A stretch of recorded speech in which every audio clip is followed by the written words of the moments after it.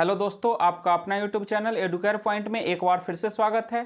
आज हम लोग पढ़ेंगे आर.एस. अग्रवाल के वस्तुनिष्ठ अंकगणित, जिसमें देखेंगे ऑपरेशन ऑन नंबर्स, यानी कि संख्याओं पर संक्रियाएं।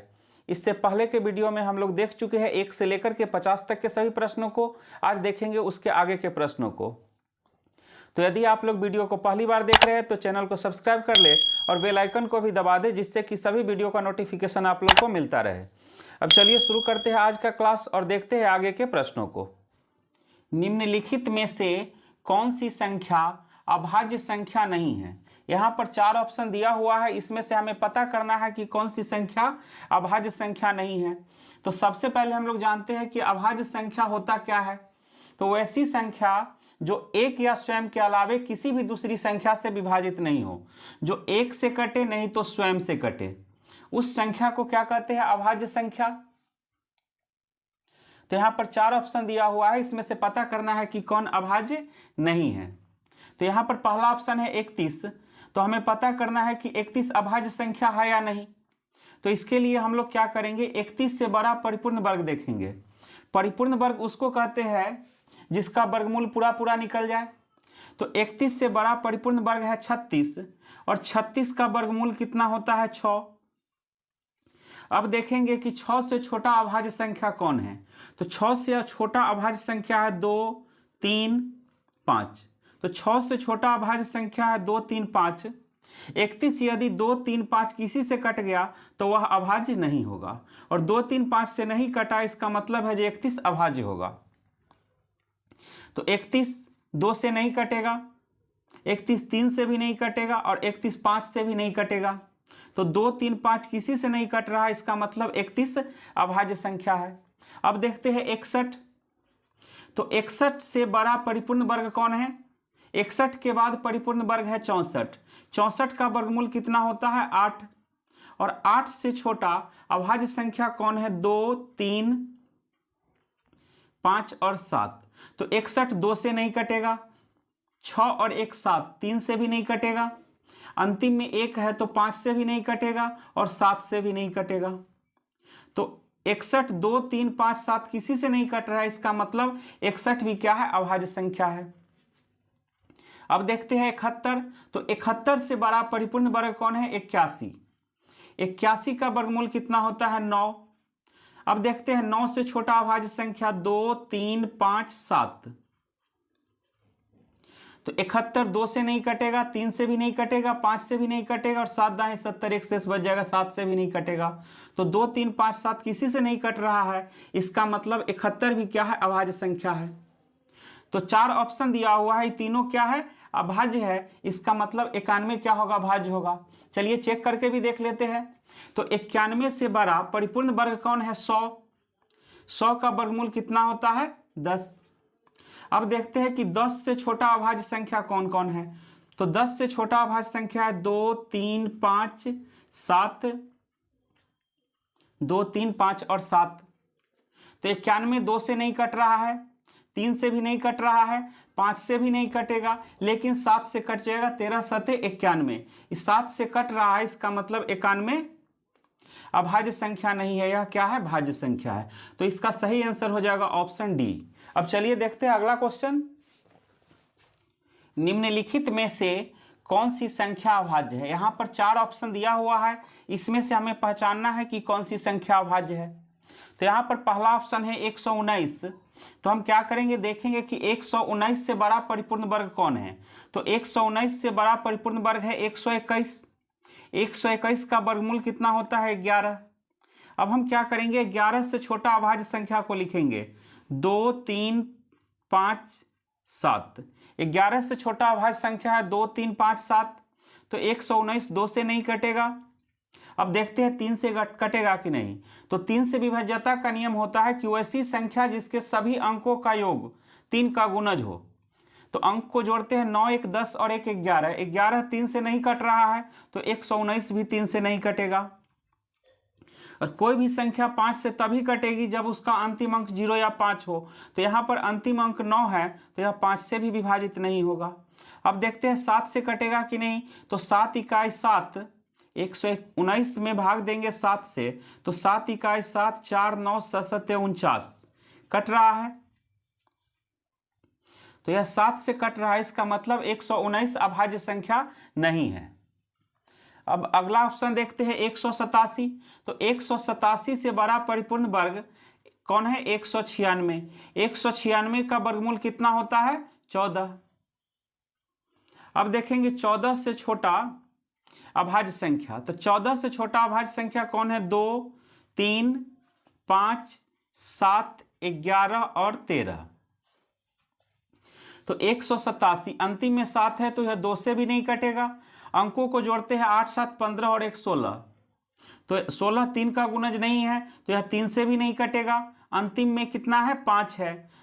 यहां पर अंतिम में 7 है, तो 7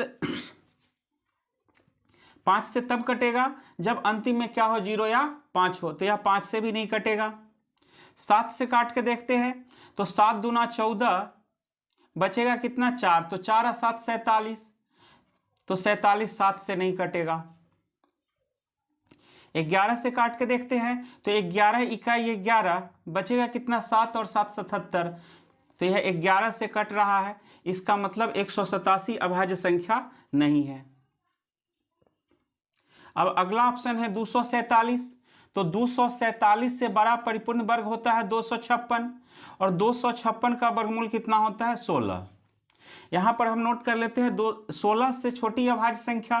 तो 16 से छोटी अभाज्य संख्या कौन है? 2, 3, 5, 7, 11 और 13। तो यहां पर 247 है, इकाई का अंक 7 है, तो यह 2 से नहीं कटेगा। अंक को जोड़ के देखते हैं, 4, 2, 6, 7, 13। 3 का गुणज नहीं है, तो यह 3 से भी नहीं कटेगा। अंतिम में 0 या 5 में से कोई 0 या 5 नहीं है, तो यह 5 से भी नहीं कटेगा। 7 से देखते हैं काट के, 7 3 21, 3 और 7 37, यह 7 से भी नहीं कटेगा। 11 से यदि काटते हैं, तो 11 दूना 22, 2 और 7 27, 11 से नहीं कटेगा।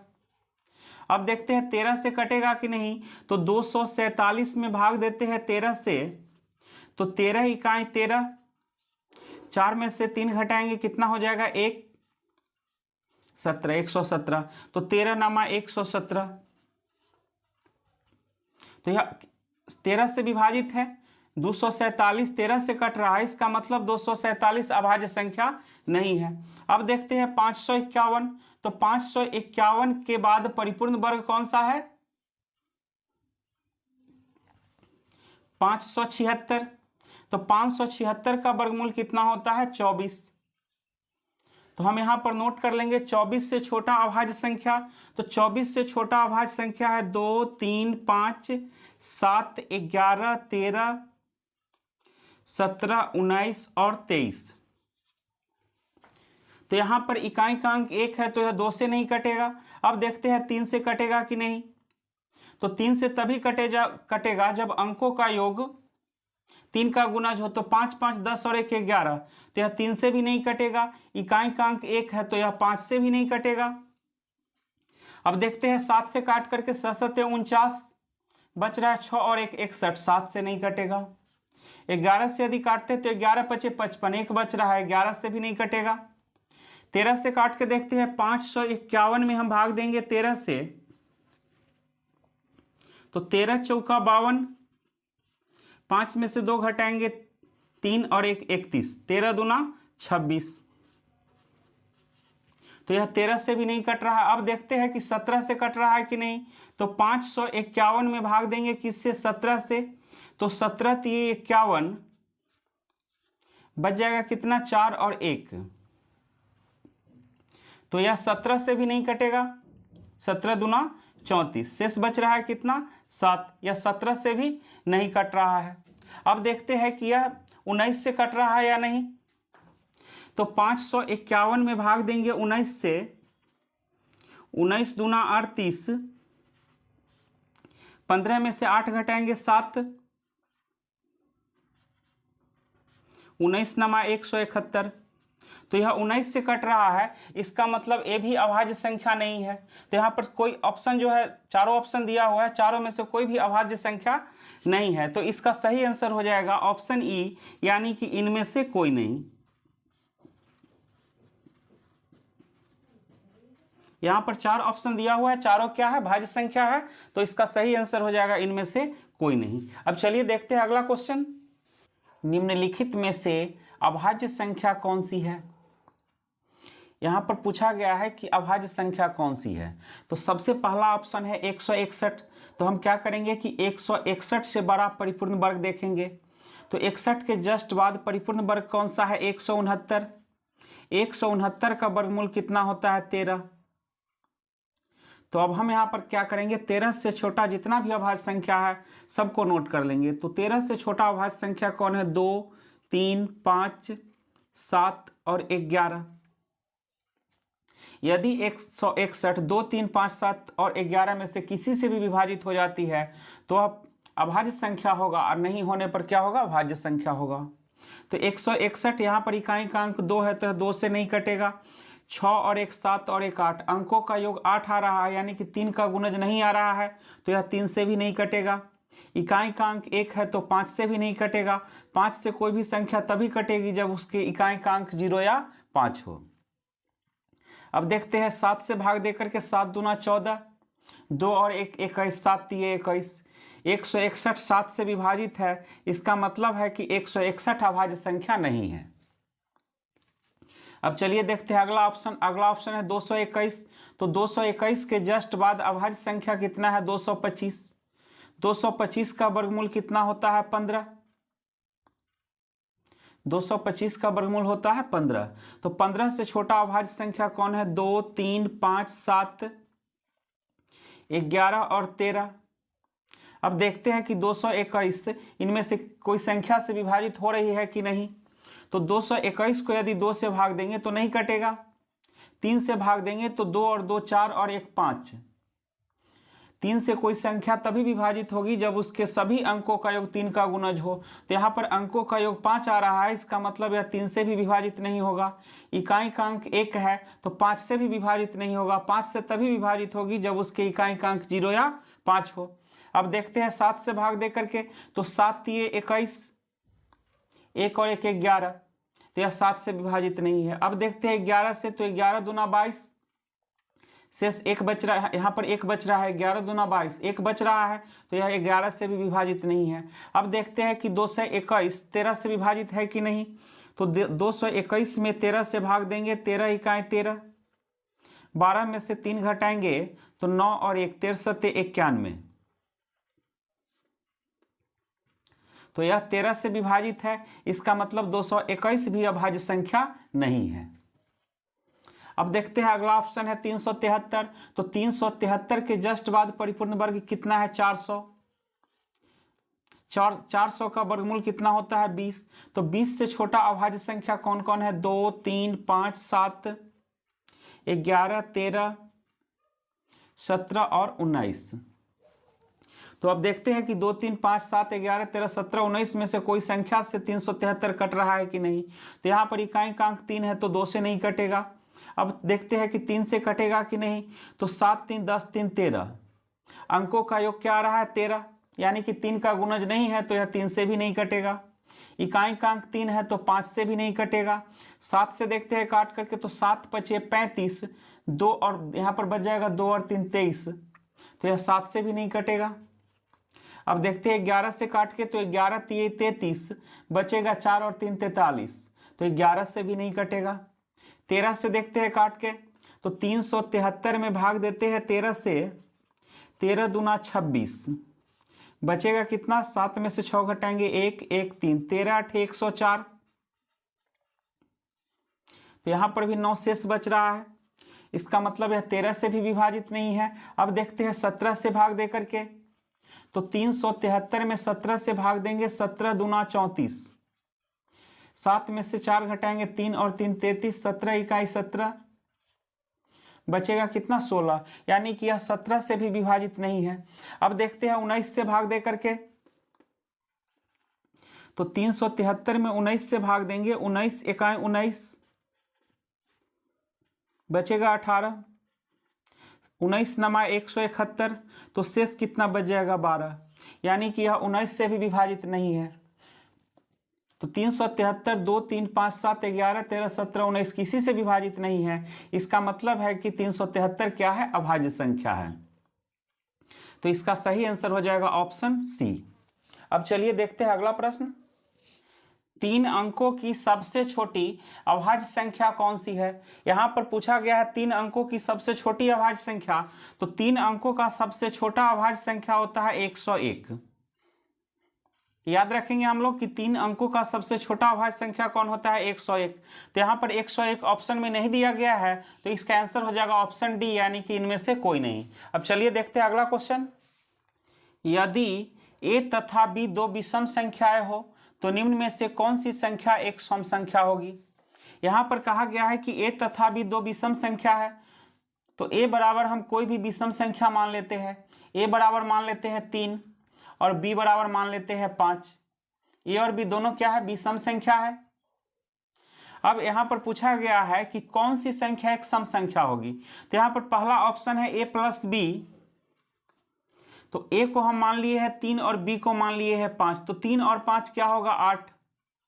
तो दो विषम संख्याओं को जोड़ने पर क्या मिल रहा है, एक सम संख्या। तो इसका सही आंसर हो जाएगा ऑप्शन ए। कोई भी दो विषम संख्या को जोड़ा जाए तो क्या आएगा, एक सम संख्या होगा। दूसरा ऑप्शन को भी चेक कर लेते हैं। यहां पर है ए प्लस बी प्लस 1। तो ए को हम मान लिए हैं 3, बी को मान लिए हैं 5।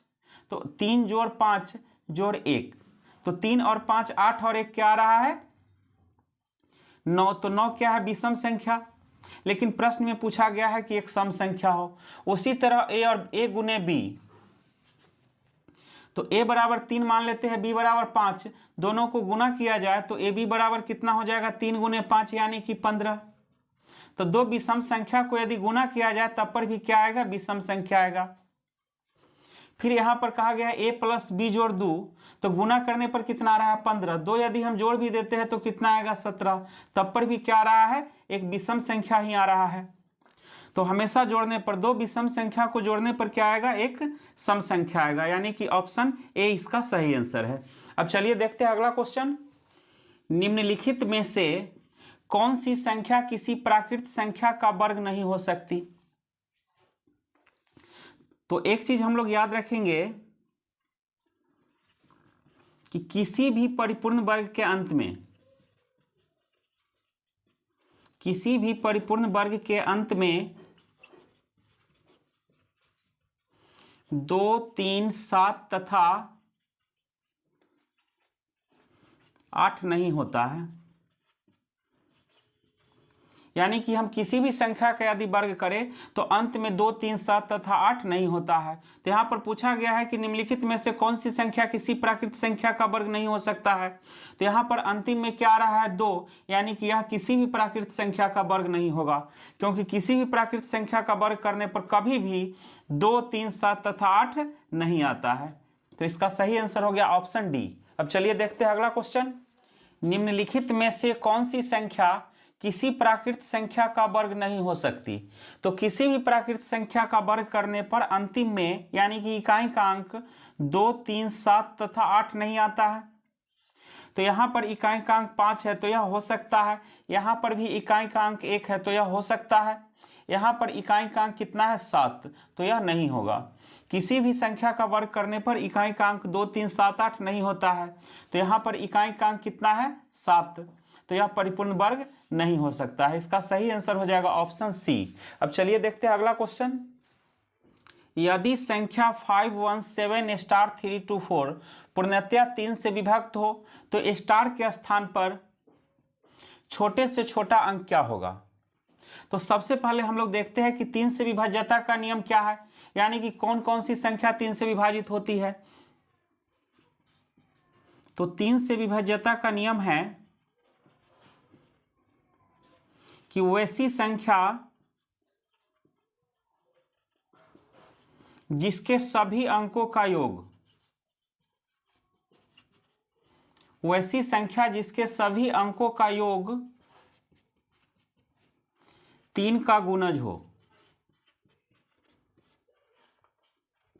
वह संख्या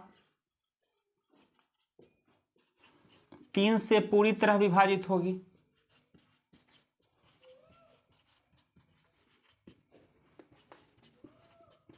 वैसी संख्या जिसके सभी अंकों का योग 3 का गुणज हो वह संख्या 3 से पूरी तरह विभाजित होती है।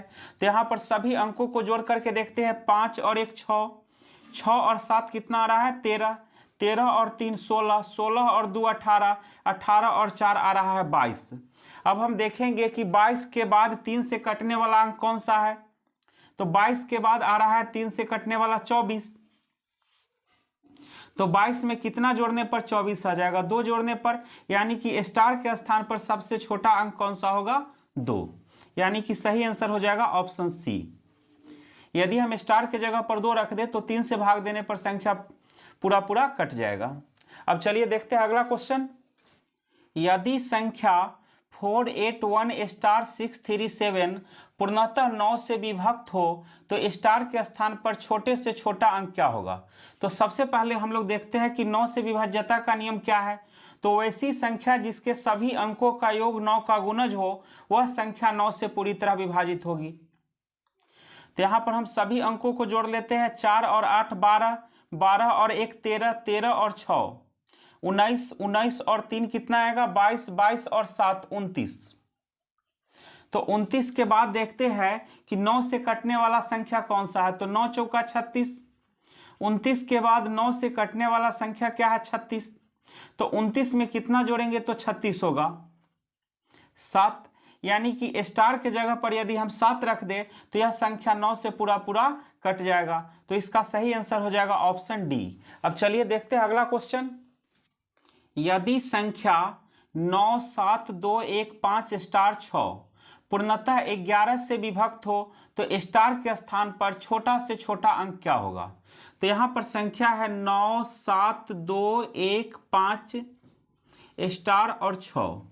यहाँ पर अब हम क्या करेंगे, अल्टरनेट करके जोड़ लेंगे, 9 के साथ 2 को, 2 के साथ 5 को और 5 के साथ 6 को। तो 9 2 11, 11 5 16 और 6 22, और इधर कितना आ रहा है 7 और 1 8, और यहाँ पर क्या है स्टार। तो स्टार के जगह पर हम मान लेते हैं x। तो 7 1 8 क्या हो जाएगा 8 जोड़ x। अब हम दोनों को बराबर कर लेते हैं, 8 जोड़ x बराबर 22। तो x बराबर कितना आ जाएगा 22 माइनस 8 यानी कि 14। तो यहां पर हमें कोई एक अंकों का संख्या रखना है, लेकिन x का मान आ रहा है कितना 14। तो जब भी 2 अंक का संख्या आ जाए तो उसमें से क्या करेंगे हम 11 घटा लेंगे।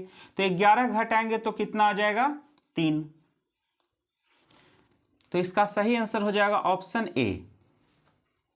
तो दोस्तों इस वीडियो को हम यहीं पर समाप्त करते हैं। अगले वीडियो में मिलेंगे कुछ और प्रश्नों के साथ। तब तक के लिए धन्यवाद।